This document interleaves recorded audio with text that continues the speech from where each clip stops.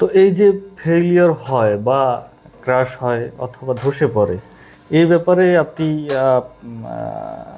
আসলে এই ব্যাপারে দায়ী কে, বা এই ব্যাপারে কোন বিষয়টা সতর্ক থাকা দরকার, বা কার উপরে নির্ভরশীল হব আমরা? একটা বিল্ডিং যখন ফেল করে, ঠিক আছে, তখন কিন্তু একজনকে দায়ী দিতে পারবো না আমি। এটা বিভিন্ন কারণে ফেল করতে পারে এবং বিভিন্ন জন দায়ী থাকতে পারে। প্রথমত যদি আমি বলি যে আমরা যখন বিল্ডিংগুলো কনস্ট্রাকশন করি, কনস্ট্রাকশনের পূর্বে যদি আমরা যদি একদমই প্রথমে বলি, সেটা হচ্ছে যে সয়েল টেস্ট যে রিপোর্টটা দিচ্ছে সেও এখানে দায়ী থাকবে, যে ইঞ্জিনিয়ার এখানে ডিজাইন করতেছে সেও দায়ী থাকবে, এবং হচ্ছে আমরা যে কনস্ট্রাকশনটা করতেছি সেই কনস্ট্রাকশনের ম্যাটেরিয়ালস বা হচ্ছে কনস্ট্রাকশনে যারা দায়িত্বে থাকতেছে তারও দায়ী থাকতেছে।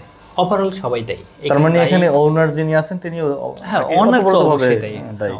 কারণ হচ্ছে তিনি, দেখা গেল আমি ইঞ্জিনিয়ার আছি, আমি একটা সাজেস্ট করলাম আপনাকে, আপনি একটা ভবন করতেছেন, সেক্ষেত্রে আমি আপনাকে যেভাবে সাজেস্ট করলাম আপনি অন্যভাবে করলেন, খরচ বাঁচানোর জন্য হোক বা অন্যভাবে অন্য কারো পরামর্শ